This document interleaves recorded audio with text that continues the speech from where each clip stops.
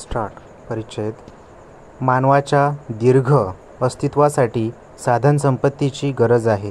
आधुनिक काळात साधनसंपत्तीची कल्पना बदलली असून त्यामध्ये नैसर्गिक पर्यावरणाचा समावेश केला जातो.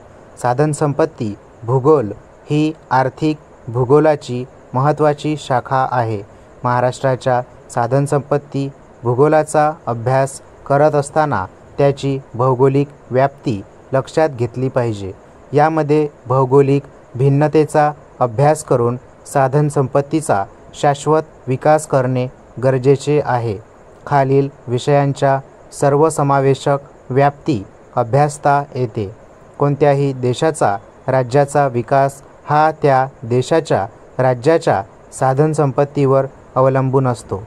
पूर्वी फक्त प्राकृतिक घटकांचा साधनसंपत्ती म्हणून अभ्यासले जात असे, कारण अतिशय कमी प्रमाणात साधनसंपत्तीचा वापर होत असे. जसजसा मानवी विकास होत गेला त्या प्रमाणात नैसर्गिक साधनसंपत्तीचा वापर वाढत गेला.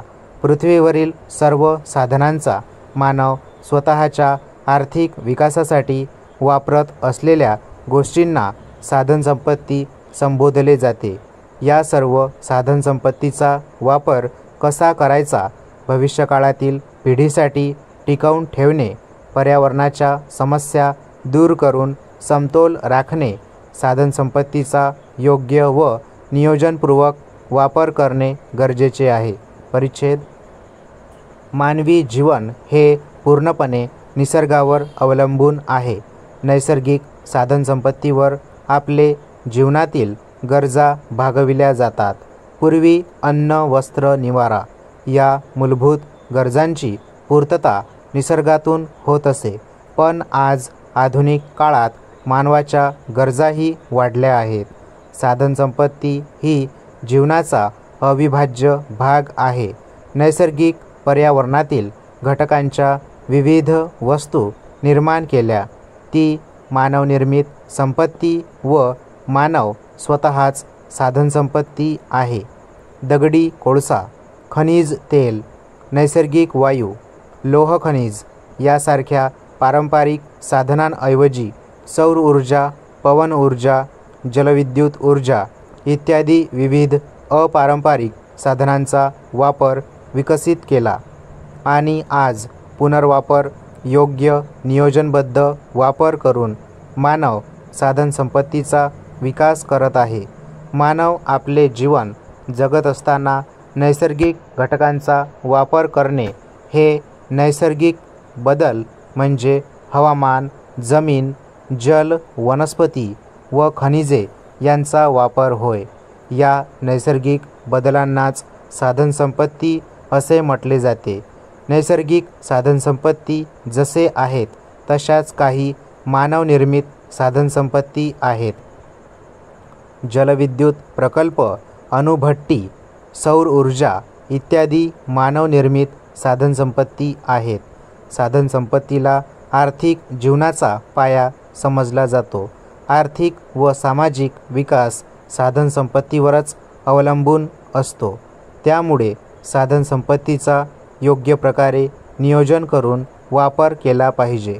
जर आपण नैसर्गिक साधनसंपत्तीचा अतिवापर केला तर त्यांचे परिणाम पुढच्या पिढीला भोगावे लागतील. परिच्छेद. भ्रष्टाचार हा समाज संरचनेत भिनलेला रोग आहे. गल्लीपासून दिल्लीपर्यंत भ्रष्टाचार समाज मनात भिनलेला आढळतो. पैसाच सर्व काही या प्रवृत्तीमुळे देशात भ्रष्टाचार वाढताना आढळतो. त्यामुळे भ्रष्टाचार हा एक सामाजिक प्रश्न बनल्याचे आढळते. भ्रष्टाचार ही आजची समस्या नसून ती ऐतिहासिक काळापासून अस्तित्वात आहे.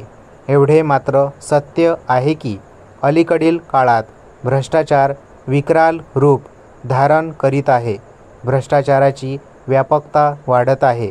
त्यामुळे समाजातील सामान्य वर्गाला त्याची झळ पोहोचत आहे. देशातील सर्वच क्षेत्रे भ्रष्टाचाराने किडलेली आढळतात.